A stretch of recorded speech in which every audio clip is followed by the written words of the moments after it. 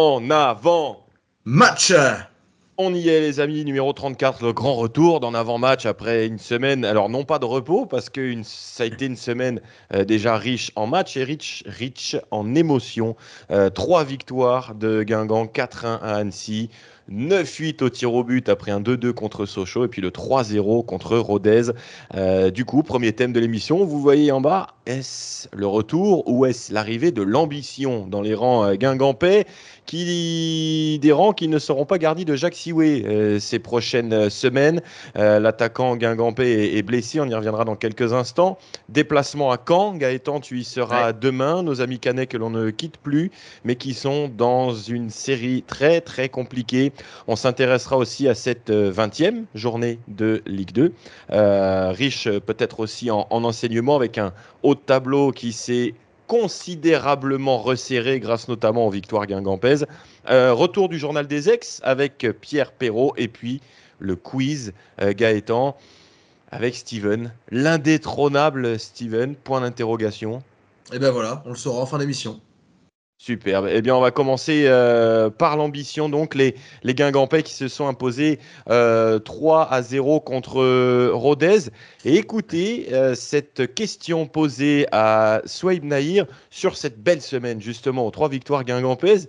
Il a lâché un petit truc. Il avait peut-être pas envie de le faire, mais on s'est engouffré dedans. On voit 6 victoires sur les 9 dernières journées, 8e de finale de Coupe de France. Vous en mettez 3 ou presque très souvent ici. À quel moment on commence à s'enflammer? On s'enflamme pas. De toute façon, nous, comme on se dit au vestiaire, on prend un match après l'autre. On n'est pas du genre à regarder le classement à tout le temps, etc. On se dit que si on gagne, forcément, on va monter. Donc on est focalisé là-dessus et on pense pas plus loin que le week-end qui arrive. Donc voilà. Monter au classement ou monter en Ligue 2 ou en Ligue 1? Les deux. Si on monte au classement, forcément, il y aura quelque chose à jouer à la fin. Donc ça va ensemble. Et ouais, la relance de notre collègue Mathieu Huette du Télégramme, monté en Ligue 1, ça veut dire. Bon, il s'est bien rattrapé, mais c'est vrai que, alors déjà, on voit le classement, on se rend compte aussi des progrès faits de la part de plusieurs joueurs. On en a parlé tout au long de ces semaines, Gaëtan. Là, on est dans le match et on est vraiment dans le match. Alors, le problème, c'est que les autres résultats ont fait qu'on est tombé du top 5. Oui. Donc, on n'a toujours pas eu ce match à bascule pour vraiment être dans le top 5, mais on est clairement à la lutte cette saison. Oui, en fait, ce qu'il faut voir au-delà de la place, là, ce sont les points. C'était déjà le cas avant d'avoir les deux matchs qui se sont joués samedi entre Metz et le Paris FC, puis l'autre entre Dunkerque et Lorient. En fait, là, ça s'est considérablement resserré dans ce haut de tableau, puisqu'il n'y a que 5 points qui séparent Lorient de Guingamp, donc 6 équipes. 6 équipes en 5 points. C'est évidemment peu. 2 équipes sont à égalité. Metz et le Paris FC. Même chose, Annecy et Dunkerque sont à égalité juste derrière. Guingamp est à 2 points de la deuxième place. Hein. Donc, ce qu'il faut voir, au-delà de la position, c'est vraiment le nombre de points. Et là, ça s'est clairement resserré avec cette série, hein, quand même, pour Guingamp. Il y a une série qui est en cours. Alors, on parle souvent là des 13 derniers matchs parce que sur les 13 derniers championnats et coupes, il y a 10 victoires. C'est vrai qu'il y a une défaite qui vient un peu au milieu casser la série, mais c'est la Bastia. Mais au-delà de ça, si on regarde un peu plus largement, il y a quand même quelque chose de positif qui s'est installé depuis là de nombreuses semaines quand même. Et pour ceux qui sont abonnés au réseau X Twitter, vous avez vu ce classement peut-être passer sur les 10 dernières journées de Ligue 2. Eh bien, Guingamp est leader de ce championnat. Sur les 9 derniers matchs, c'est 6 victoires pour l'équipe de Guingamp. Et puis surtout, quand on regarde à domicile, Gaëtan, alors il y a eu les 2 accros sur les 3 premiers matchs à domicile contre Red Star, la défaite 4-3 et le nul contre Annecy, qui était séparé par un déplacement à Rodez. Mais à part ça, c'est quasiment que des victoires. Il y a eu une petite accro contre Pau, mais sinon, c'est que des victoires et des grosses victoires. Ouais, c'est ça. Il y avait eu parce que même le nul contre Dunkerque était malgré tout un bon point. Et puis des victoires, des grosses victoires. Guingamp qui a la meilleure attaque du championnat à domicile, c'est 20 points en 10 matchs. Donc une moyenne de 2 points par match, c'est significatif. 23 buts marqués, c'est plus de 2 par match également à la maison. Effectivement, il y a eu 3 fois 3-0, une fois 3-1, une fois 4-0. Même la défaite 4-3 face au Red Star, il y avait eu 3 buts de marqués. Donc ça marque beaucoup. Voilà, c'est une équipe qui est aussi de plus en plus solide, je trouve. Alors, on touche du bois, il ne faut pas parler trop vite parce qu'il suffit d'un match et tout peut dérailler. Mais l'équipe avait démarré la saison par 2 clean sheets. Et derrière, il y avait eu une série, je crois, de 10 matchs où Guingamp avait concédé au moins un but à chaque fois. Là, c'est quand même maintenant beaucoup moins le cas. Alors oui, il y a eu la défaite à Lorient, il y a eu la défaite à Bastia, mais il y a des matchs qui sont beaucoup plus solides quand même de la part de Guingamp, notamment à domicile, mais c'est aussi le cas à l'extérieur. On l'a vu à Annecy, la victoire contre Martigues aussi en faisait partie. Et il y a quelques semaines, on parlait de ce mois de janvier capital pour les Guingampais. On est bientôt à la fin de ce mois de janvier. Il reste un match contre Caen. Force est de constater qu'il est plutôt bien négocié, hein, avec 7 points sur 9 pour les Ouais. Guingampais. Et puis février, ça sera aussi révélateur parce qu'il y aura notamment la confrontation contre le PFC, celle contre Metz à domicile. Donc 2 équipes qui sont dans le même groupe que Guingamp. Et puis aussi un déplacement à Grenoble le 21 février. Grenoble qui est juste derrière. Alors, on ne sait pas trop quel crédit accorder aux équipes qui sont derrière Laval, parce que je pense qu'on peut inclure Laval aussi à la lutte dans le top 7. Mais après, les Grenoble, Pau, Amiens, Bastia, qui donnent le sentiment Ouais. de parfois revenir pas loin, mais qui sont quand même loin. C'est des équipes Je sais qui ont pas un peu le trop. visage du Guingamp de l'année dernière. Jamais loin, jamais proche. C'est un peu entre les deux. Surtout que Grenoble, parce que tu parles de cette équipe-là, c'est une dynamique bizarre aussi parce que ils étaient sur une sale série. Là, depuis qu'Oswald Tanchot est parti, il y a eu 3 victoires d'affilée. Un nouveau coach vient d'être nommé, Franck Rizzetto. Comment ça va se passer avec son arrivée aussi? C'est assez difficile à lire finalement pour Grenoble. Et après les autres équipes, ben voilà, Bastia, ils sont à cette place-là plus ou moins depuis le début. Amiens était un peu plus haut à chuter, mais s'est relancé la semaine dernière. Et Pau est dans ces eaux-là aussi depuis le début. Je pense que ce sont des équipes, sauf surprise, qui sont plutôt amenées quand même à faire entre 8 et 13, 12, 13, 14 à une place ou deux près. Mais je pense qu'en effet, maintenant, la lutte pour le top 5 va se jouer entre les 7 premiers. Il peut y avoir des surprises, mais ça semble quand même se diriger vers ça. En tout cas, c'est celles qui font preuve de plus de constance et non pas de série de victoires, défaites, victoires, défaites, etc., quoi. Jacques Sioué donc est absent du côté de Guingamp, blessure à l'adducteur, 4 à 5 semaines de blessure vraisemblablement. On a ciblé un retour pour le déplacement à Grenoble le 21 février pour Sioué, donc ça fait Rodez, Caen, Paris FC, Ajaccio, Metz, plus Toulouse en Coupe de France. Bon, on a lu des choses, gros coups durs, etc. Bon, un attaquant, ton meilleur buteur qui manque 5 matchs, c'est dommage. Mais c'est pas un immense coup dur non plus, parce que c'est pas une C'est pas fin une de fin de saison, saison quoi. Ouais. pour Seaway qui reviendra quand même à 3 4 mois de la fin. Euh, c'est vrai qu'on avait dit ça dès le début de saison, Gaëtan. Cette équipe de Guingamp, elle peut faire un coup, mais sa saison sera limitée, en tout cas dirigée par quelque chose. C'est le fait d'être épargnée par les blessures. Et là, en ce moment, elle n'est pas franchement épargnée par les blessures parce qu'il y a eu Seaway. Sagna, Griep, Vallier, peut-être Remia qui est incertain pour le Oui. déplacement à Caen. Ça commence à faire beaucoup, mais en même temps, t'as pas le sentiment que les résultats ont freiné non plus. Et il y en a eu d'autres derrière, Lemonnier et Gomis, qui ont été aussi Mhm. régulièrement et sur des périodes plus ou moins longues blessés aussi. Donc c'est vrai que malgré ça, Guingamp parvient à résister aux quelques vents contraires sur les blessures. Là, ce qui est pas mal, parce qu'on parle notamment de celle de Siway, Labo, qui a joué, a fait un bon match l'autre jour contre Rodez. Louvambo, qui est entré à une nouvelle fois, était décisif. Donc, il faut aussi s'appuyer là-dessus. Est-ce que sur un mois, Guingamp va être capable de compenser cette absence de Jacques Siway? Je pense que les joueurs qui sont là, oui, peuvent le faire. Sur plus longtemps, on ne sait pas. En tout cas, sur cette période, je pense qu'ils ont montré qu'ils pouvaient le faire. Louvambo est quand même régulièrement décisif. Labo, on dira ce qu'on voudra, mais mine de rien, il est à 4 buts et 2 ou 3 passes décisives. 4 buts de passe. 2 passes. Donc c'est un joueur qui, avec un temps de jeu moyen, parce qu'il a été titulaire au départ, moins ensuite, parvient à être décisif quand même. Alors oui, c'est pas le buteur comme Jacques Siway jusqu'à présent, mais est-ce qu'il va pas le devenir? Est-ce qu'il va pas en claquer 3 autres là, avant le retour de Siway? C'est pas impossible non plus. Il y a d'autres joueurs, Amin Emia, alors est-ce qu'il sera là contre quand on ne sait pas, mais il y a d'autres joueurs comme Hugo Picard aussi. Donc, par contre, ce qu'il va falloir, c'est qu'il y ait quand même quelques retours, notamment sur les côtés. On a vu Sabri Gendouzi faire un bon match contre Rodez, mais c'est vrai que il y a plus Sagna, plus Grieb pendant encore quelques semaines, ça peut être contrariant d'avoir un secteur offensif avec des titulaires, mais quasiment plus personne sur le banc. Ouais, juste un petit chiffre qui n'est pas franchement pertinent parce qu'il n'y a eu que 3 matchs sans Jacques Sioué cette saison, 2 victoires, 1 défaite. Donc bon, Ouais. c'est pas franchement. Je voulais vous la donner, vous en faites ce que vous voulez. C'est vrai que Labo, il a joué la moitié de la saison de Ligue 2, quasiment parce que un joueur comme Picard qui a tout débuté et qui est quasiment jamais sorti, il est à 1500 minutes, un peu plus de 1500 minutes jouées. Labo, il est juste en dessous des 800. Donc voilà, tu as joué la moitié des matchs, tu as mis 4 buts, c'est la moitié des buts de Sioué, C'est ça. plus ou moins. Donc voilà, c'est à lui aussi de reprendre le flambeau. Brighton Labo, tu en parlais, on a fait un petit focus sur lui après le match contre Rodez. Eh bien, on vous le propose encore une fois de le regarder. Quel objectif tu te fixes sur la deuxième partie de saison ? Clairement d'aider l'équipe, de marquer les buts que j'ai pas pu mettre en première partie.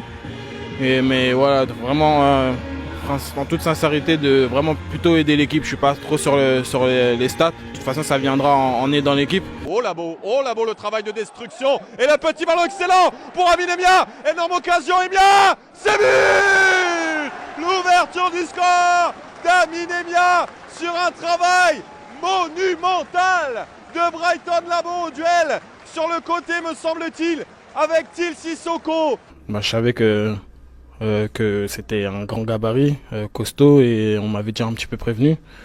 Donc voilà, on a fait parler un petit peu la puissance. Ça m'a réussi, j'ai réussi à gagner le duel et ça nous a permis de très vite mener au score, donc c'est tant mieux. Gendouzi qui arrive à grandes enjambées vers la surface de réparation. Fini, crochet, frappe Labo. Brighton Labo, tout en douceur. Ma première idée, c'était de la remettre à Sabri. Et au final, vu qu'il l'a appuyé, mon instinct a parlé tout seul. Ça a réagi, donc c'est tant mieux, ça fait filoche. Oh, oui, Brighton a fait une poule allée, il le sait, on en a parlé, qui devait être bien, qui doit être bien meilleur. Mais c'est un garçon qui est investi, qui a des qualités d'abord, qui est investi, qui travaille et qui a une grosse volonté de se mettre au service du collectif. Et je suis content que ce soir, il soit récompensé parce qu'il a fait un gros match. Une caresse de l'intérieur du pied pour tromper Lionel Passy. Labo passeur, puis buteur. Il a fait un gros match, il nous a permis de monter le bloc, de caler des ballons. En même temps, il a fait beaucoup d'appels, du pressing à la perte. Et il marque un but sublime et qui nous fait beaucoup de bien à ce moment-là. On attendait la réponse. Qu'est-ce que Guingamp allait devenir sans son meilleur passeur et sans son meilleur buteur? La réponse s'appelle Brighton Labo. Brighton Labo décisif vendredi contre Rodez, Baba Carnias décisif aussi contre Sochaux. Question posée à Sylvain Ripoll. Le groupe vit bien, vu que même les joueurs un peu moins attendus sont importants. Je trouve qu'en ce moment, oui, c'est ce qui est en train de ressortir, c'est que le groupe est en train de se densifier vers le haut, d'être plus homogène. Des joueurs qui ont eu moins de temps de jeu les mois précédents montrent qu'on peut compter sur eux. Et ça, c'est des marqueurs qui sont intéressants pour un staff technique. Parce que on a fait ce qu'il fallait pour avoir encore un programme dense. Et on va avoir besoin de beaucoup de monde, ils auront tous leur mot à dire. Puis ça permet à personne de s'endormir, c'est bien aussi, quoi. Ça, c'est un marqueur, Gaëtan, de voir, tu parlais de Louvambo aussi, rentrer et marquer avec ce ratio de buts défiant presque toute concurrence en Ligue 2 par rapport à son temps de jeu. Gendouzi qui arrive et qui est buteur contre Sochaux, passeur contre l'équipe de Rodez. Mendes, buteur et passeur sur les 2 derniers matchs de Ligue 2. Il y a aussi quelque chose qui est important et qui explique peut-être aussi les progrès de Sidibé et puis un Louisère peut-être un peu plus impactant cette saison, c'est qu'il y a Lebogang Piri qui est revenu un peu dans l'équation avec son très bon match contre l'équipe d'Annecy où il était capitaine. Sidibé et Louisère qui sont tout le temps alignés 95% du temps en Ligue 2. Le fait qu'il y ait Piri qui pousse derrière, je pense que ça peut un peu te les booster aussi pour qu'ils disent la place elle est peut-être pas complètement assurée non plus. Surtout que Piri a eu sa chance et il l'a saisi contre Annecy. Ses entrées en jeu ont plutôt été bonnes aussi globalement. Donc oui, ça pousse et ce qui permet, je trouve, de presque pas voir les absences actuelles, c'est qu'en effet, les remplaçants les remplaçants, les joueurs qui jouaient moins jusque-là et ceux à qui Sylvain Ripoll fait appel pour remplacer les Sagna, Siwe ou autres quand il y a d'autres blessés, ça répond présent quoi. Ça répond présent. On peut parler aussi de Lucas Marronnier côté droit l'autre jour en l'absence d'Alpha Sissoko qui a fait un bon match contre Rodez alors que lui joue plutôt à gauche. Alors il est revenu sur son poste de prédilection sur ce match-là, mais quand on n'a plus l'habitude d'avoir ce poste-là, parfois il peut y avoir une prise de repère, un petit temps d'adaptation de quelques minutes, il peut y avoir une ou deux erreurs, ce qui n'a pas été le cas contre Rodez. Donc c'est bien d'avoir en effet tous ces joueurs qui se substituent les uns aux autres et ça permet finalement de ne pas trop voir en fait les absences, les manques de certains joueurs. Enfin les manques, Voilà, les manques, manque de force en présence le jour-là. Ouais, bien sûr. Oui, mais on avait compris, voyons. Ouais, donc le résumé, c'est bon groupe, bon roulement, mais pas trop. Voilà, faut pas que ça soit trop long parce Non, parce que on si en ça aura s'enchaîne besoin. trop derrière, oui, ça devient quand même problématique. Ces blessures-là, mis à part celle de Gomis, c'est des blessures qui sont pas trop longues en général. C'est du 1 mois, c'est du 3 semaines. Bon, pour Sagna, là, ça fait un petit peu long quand même. Mais les autres, généralement, ça dure pas trop longtemps. C'est la chance dans cette saison de pas avoir des joueurs qui sont absents non plus pour 6 mois, en tout cas jusqu'à présent. Voilà donc un petit tour d'horizon du groupe Guingampais. On a mis Siwe, mais vous avez bien compris que c'était un petit peu plus large que ça dans cet en avant-match où on va donc s'intéresser un petit peu à d'autres horizons que celui d'en avant. Le stade Malherbe-Caen. Oui. Notre jumeau, on disait ça dans le débrief l'autre jour, parce qu'on est monté à 1 an d'intervalle il y a 10 ans en Ligue 1. On est descendu en même temps en 2019. On a galéré quasiment sur les mêmes saisons. On repense à 2020-2021 où Guingamp était 18e à 4-5 journées de la fin avant le sursaut au Bompard et que Caen s'est sauvé à la dernière seconde de la dernière journée. Des moments aussi, on a été plus ou moins dans le peloton de tête, etc. Mais là, par contre, c'est la saison des destins opposés parce que ça va bien pour Guingamp et c'est la crise, on peut le dire, du côté du Stade Malherbe. Ouais, là, la série du moment, le contexte même du moment d'une manière générale est très compliqué à Caen. 6 défaites consécutives, dont 5 en championnat et celle contre Guingamp en Coupe de France. Défaite à Ajaccio le week-end dernier chez un concurrent au maintien alors que Caen menait 1-0. Défaite de buts à 1. Les Canets qui ont maintenant 6 points de retard sur 3. Qui est la première équipe hors de danger, ni barragiste ni relégable.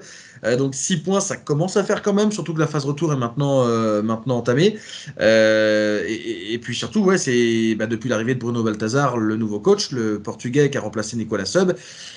Pour l'instant, il n'y a aucun effet en termes de résultats. 3 matchs, 3 défaites, dont 2 à domicile, plus une chez un concurrent à l'extérieur. Donc ça va pas bien du tout. Il y aura des absents d'ailleurs face à Guingamp parce que Khalifa Koulibaly qui a été expulsé contre Grenoble a pris 4 matchs fermes et donc n'en a purgé qu'un pour l'instant, il sera absent. Valentin Henry expulsé le même jour a pris 2 fermes et n'a purgé qu'un match, donc il sera lui aussi absent. Quand on parle de blessés à Guingamp, on parle de suspendus à Caen parce qu'il y a vraiment des joueurs qui ont l'habitude de jouer qui ne seront pas là par rapport à ça. Il y aura Alexandre Mendy, évidemment, l'éternel buteur face à Guingamp, qui a déjà marqué 2 fois en 2 matchs cette saison, face à Guingamp, et qui est le meilleur buteur canet. Heureusement d'ailleurs pour Caen qu'il est là, parce qu'il est à 8 buts depuis le début de la saison en championnat, 9. Non, il est même à 8, ouais, plus 3 en coupe, ça fait 11 avec la Coupe de France. Heureusement qu'il est là un petit peu pour sauver les meubles quand ça peut être le cas. Mais voilà, cette équipe ne tourne pas. Il y a eu le départ aussi de Gérard Prêcheur, qui était, je ne sais plus exactement son poste, mais je crois que c'est directeur général, en tout cas dans les hautes instances du Stade Malherbe. Ouais. Voilà, il y a Johan Odlin aussi qui est sur le départ. Il y a un remaniement à tous les niveaux, le coach qui a été changé. Et pour l'instant, c'est vrai que Caen est en train de s'enliser en fait. Voilà pour cette affiche de la 20e journée de Ligue 2. C'est toujours un moment. On ne peut pas parler de derby, mais c'est quand même un match entre voisins de destin et puis qui est toujours un déplacement sympa pour les supporters de Guingamp qui sont souvent assez nombreux du côté du stade Michel Dornano. Match demain donc à 20h. Un coup d'œil sur les autres matchs qui se joueront dans cette 20e journée. Alors on n'aura pas beaucoup de concurrents au top 5 à jouer en même temps que nous. Il y aura Laval-Metz, Laval 3. Avec un 3 qui va mieux en ce moment. Il y aura aussi un Metz-Grenoble, entre un Metz qui a renoué avec la victoire la semaine dernière et un Grenoble qui est en train de revenir à fond les ballons, comme tu nous le disais, Gaëtan. Martigny-Amiens, Bastia-Pau pour un duel au sommet du ventre mou. Et puis Rodez-Ajaccio, important pour les Corses et puis même pour Rodez, parce qu'ils sont pas si loin que ça des barragistes et autres. Donc il faudrait pas Ajaccio qui est premier barragiste et qui est à 5 points de Rodez, donc tout pourrait un petit peu changer aussi par rapport à ça. Et puis on regardera, alors toi avec une mousse et des pop-corn ou autre, je ne sais pas. D'ailleurs, ça s'est bien passé ce week-end? Ça a été impeccable. Une l'après-midi et une le soir? Le soir seulement. Juste le soir, ok. Donc samedi à 14h, le derby francilien Paris FC Red Star à Charletti. Lorient affrontera Clermont pour un ex-match de Ligue 1. Et puis le match effectivement le plus au couteau, et là où Guingamp pourrait en profiter s'il y a victoire à Caen, eh bien c'est Annecy-Dunkerque. Annecy qui multiplie les matchs contre les concurrents au top 5 en ce moment, parce qu'il y a eu Guingamp il y a pas longtemps. Bon, on est au moins sûr si on gagne, encore une fois si on gagne, parce que c'est pas fait. C'est pas parce que Caen multiplie les défaites en ce moment que c'est victoire automatique. Si Guingamp gagne, il y aura au moins quelques points repris sur Dunkerque et ou Annecy. Ouais, c'est ça. Il y aura, donc, en fait, s'il y a victoire, il y a top 5.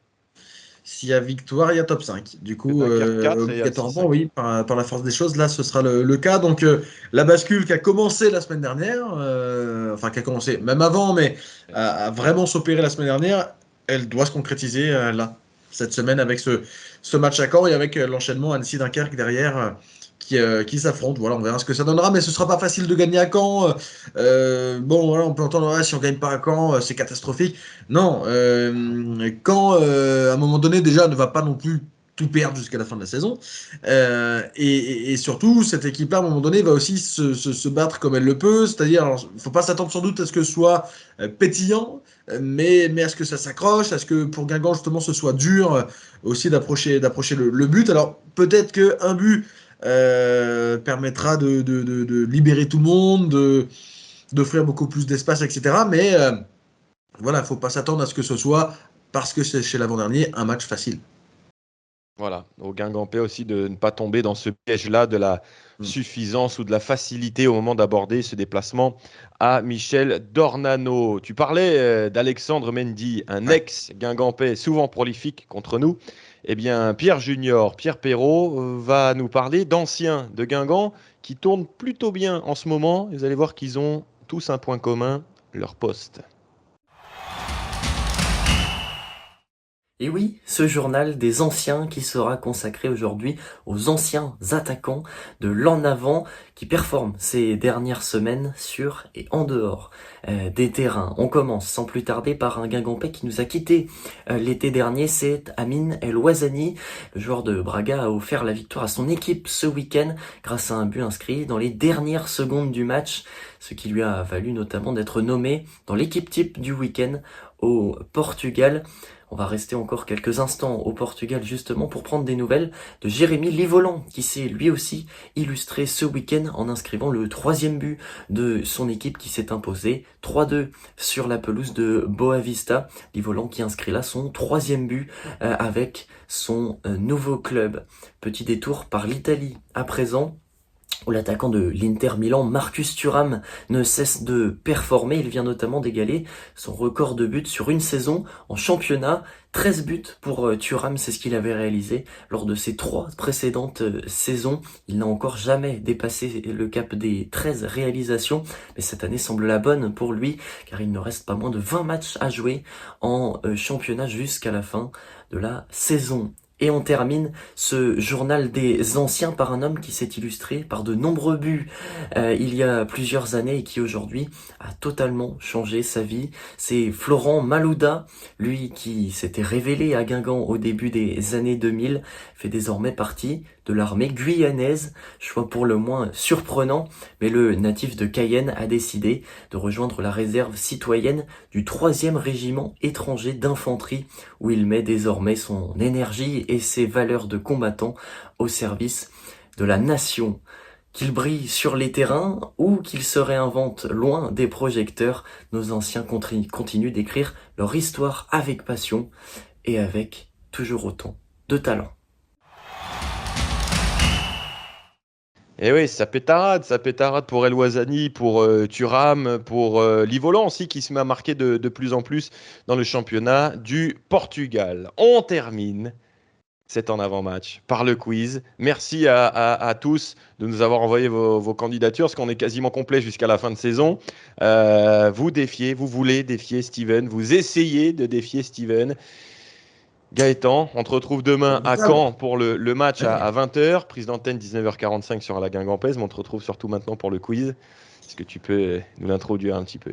Eh bien oui, Steven face à son rival de la semaine, Lucas, qu'il a affronté avec des thèmes qui, je dirais pas ont laissé perplexe, mais ont pu faire hésiter. Voilà, je ne vous en dis pas plus et vous allez découvrir ce qui s'est passé donc tout de suite entre Steven et Lucas. On se retrouve ensuite demain, bien sûr, pour le match entre Caen et Guingamp à Dornano. Un quiz siglé Gaëtan Pinel, visiblement. J'ai l'impression.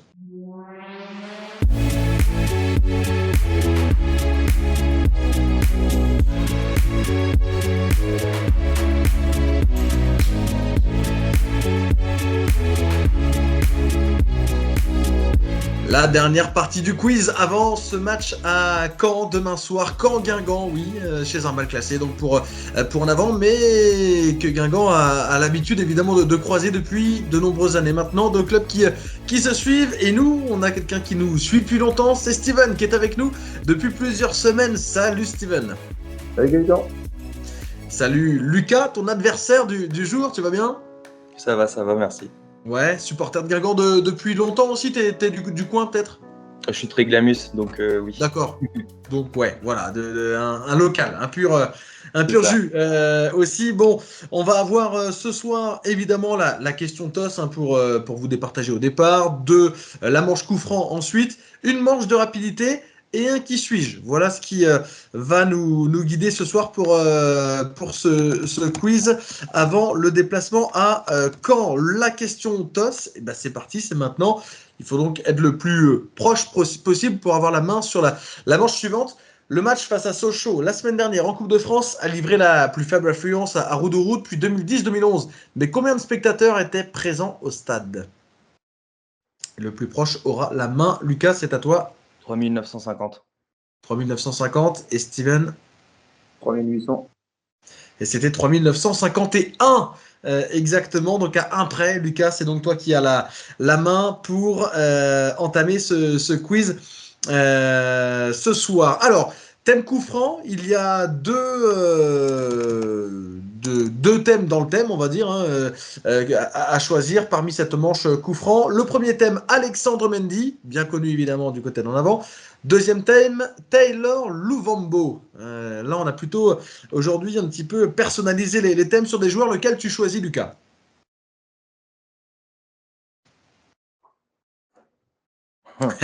Le doute est présent. Les deux me parlent. Les deux te parlent. C'est déjà bon signe. Je vais prendre Mendy. Mendy, ok, Alexandre Mendy. Première question donc, tu connais le principe, je le rappelle quand même. Si tu réponds sans les propositions, c'est 2 points, coup franc direct. Si tu réponds avec une proposition, c'est 1 point, coup franc indirect. Et si tu n'as pas la bonne réponse, c'est 0 point. Il y a 3 questions dans cette manche. Première question, avec quel club Alexandre Mendy a-t-il marqué son premier but contre Guingamp? Direct ou indirect? Bah, direct.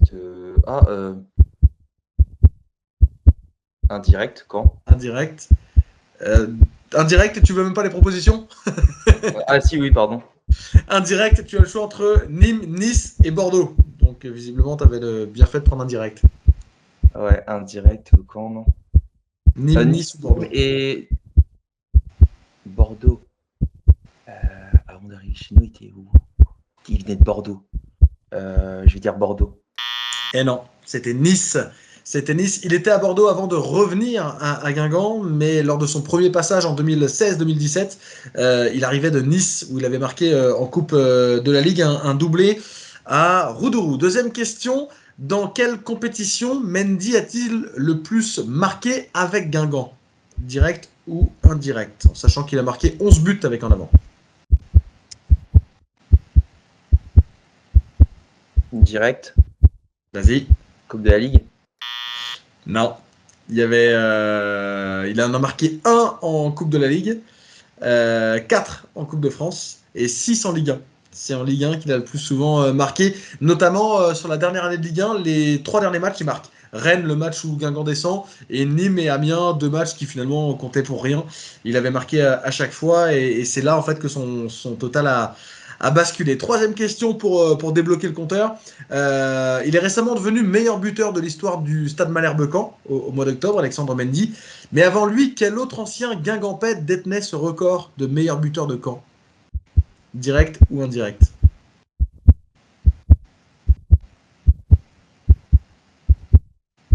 Indirect. Indirect. Tu as le choix entre Johan Odeline, Sloan Privat ou Cyril Vattier.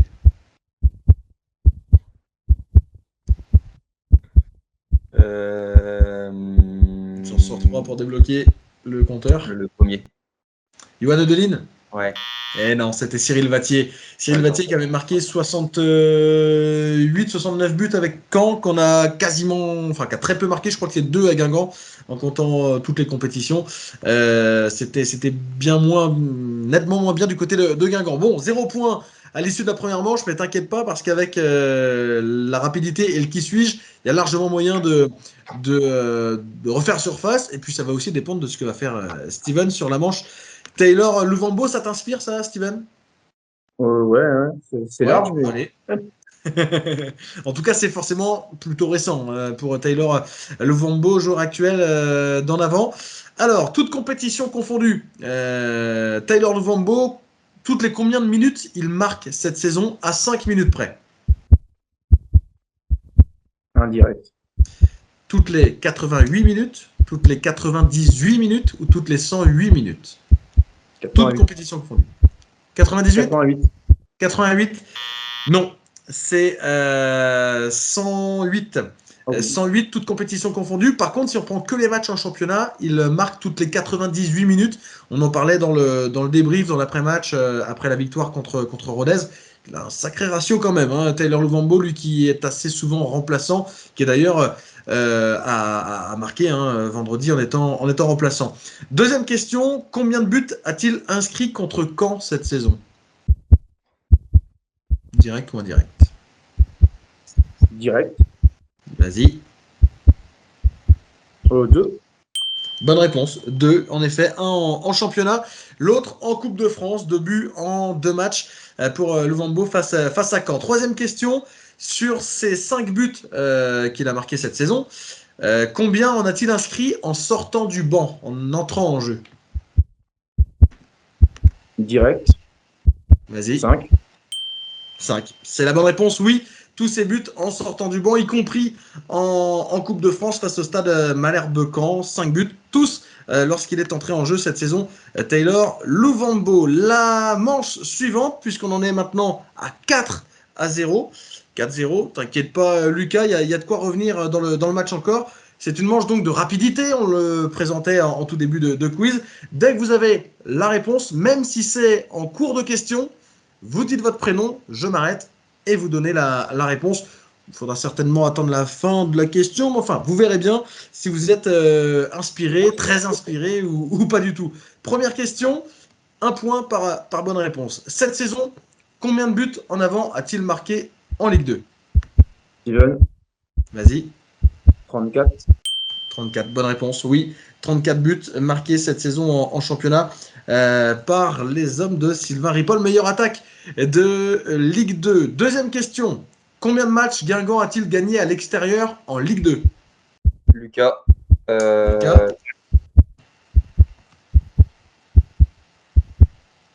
3, 2, J'ai dit 4. 4. Ah, j'avais pas entendu, pardon. 4, c'est une bonne réponse. Oui, 4 victoires, 0 nul et 5 défaites pour les Guingampais. Donc, c'est un bilan vraiment tout ou rien. Mais quand même, déjà 4 victoires. Voilà ton compteur point débloqué. Lucas, tu reviens dans le match. Tu as raison de tenter parce que sur cette manche-là, bah écoute, faut y aller. Contre quelle équipe, pour la troisième question, contre quelle équipe le AG a-t-il perdu son dernier match? Lucas, Bastia. Bonne réponse. Ça fait 5-2 à l'issue donc de cette manche-là. 5-2, ben voilà, comme quoi c'est très vite. Tu es assez vite revenu dans la partie. Tu vas comprendre pourquoi très vite. Parce que la dernière manche, c'est un qui suis-je. Vous allez avoir donc 4 indices. Tu as déjà eu ça, hein, Steven, avec Pierre, je crois, il y a quelques semaines. Un qui suis-je, on va donner. Il y aura 3 joueurs à trouver. À chaque joueur, 4 indices. Si vous trouvez au premier indice, c'est 4 points. Si vous trouvez au deuxième indice, c'est 3 points. Au troisième, 2 points. Et au dernier, 1 point. Donc, l'idéal étant de trouver le plus tôt possible. Par contre, si vous proposez quelque chose, vous n'avez pas bon, c'est votre adversaire qui a la main pour finir le joueur qui est à trouver, finir la manche sur le joueur en cours. Premier joueur à trouver, on démarre pour 4 points. Premier indice, on donne d'abord le thème, je ne l'ai pas donné. Ces joueurs-là ont marqué contre Caen avec Guingamp. On cherche donc des joueurs qui ont marqué contre Caen avec en avant. Premier joueur à trouver, premier indice. J'ai débuté ma carrière professionnelle à Guingamp. Deuxième indice. J'étais là en 2009, mais je ne suis pas considéré comme un vainqueur de la Coupe de France. Lucas, Hervé Basile. C'est pas bon. Ce n'est pas Hervé Basile. Steven, tu as la main jusqu'à la fin, donc des indices pour ce joueur-là. Troisième indice. J'ai marqué mon seul but avec Guingamp contre Caen. Quatrième indice. J'étais milieu de terrain et je portais le numéro 23. Joman. Joman, bonne réponse. Igor Joman, qui avait marqué en 2005-2006 face à Caen, un super but d'ailleurs. Guingamp avait perdu, mais c'était son seul but en professionnel. Et puis pour la Coupe de France, puisqu'on a donné cet argument-là, il était dans l'effectif, mais il n'avait pas joué un match, ni été sur une feuille de match, donc il n'est pas considéré comme vainqueur de la Coupe de France, Igor Joman. Deuxième joueur à trouver. Premier indice, on rappelle qu'on cherche des joueurs qui ont marqué contre Caen avec en avant. Premier indice, à Guingamp, je n'ai joué qu'un an. Deuxième indice. J'ai participé à la première aventure d'en avant en Coupe d'Europe. Ah, Lucas, je vois que ça lâche. Troisième indice. Oui. J'ai aussi été champion d'Angleterre. Quatrième indice. Lucas, oui. J'ai plus le nom exact. C'est Wea. J'ai pas le nom. T'es pas loin, t'es pas loin. Quelque chose. J'ai presque envie de te le donner, mais il manque le nom. C'est quelque chose. Je sais, Pierre-Henri avait le maillot quand on faisait les visites. Ça y ressemble, t'es pas loin. Tente un nom définitif. Wea, c'est pas Wea. Quatrième indice. Un point donc si c'est trouvé là. J'étais international libérien. Steven, si tu l'as, c'est toi qui as la main. Il a joué en 2010. Non. Il a à Guingamp, je n'ai joué qu'un an. Ah oui, pardon. Christopher Vray. Christopher Vray, ouais, c'est ça. Et effectivement, Lucas, t'étais pas loin, mais c'était pas Wea, mais Vray. Christopher Vray qu'on cherchait, libérien, du côté de Guingamp. T'avais l'idée, mais hélas, pas le nom. On en est à 6-2. Lucas, je te conseille de tenter sur le 4 points, parce que si tu trouves sur celui-là, tu peux égaliser. Sinon, ce sera pour l'honneur. Troisième joueur à trouver, un Guingampais qui a marqué contre Caen. Premier indice. Face à Caen, j'ai marqué un doublé.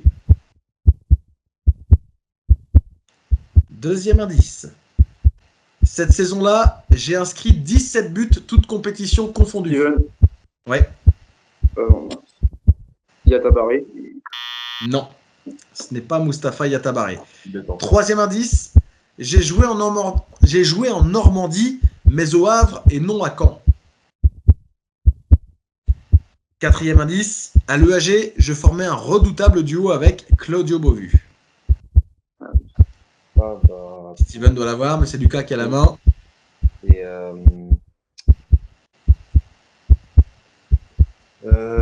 merde.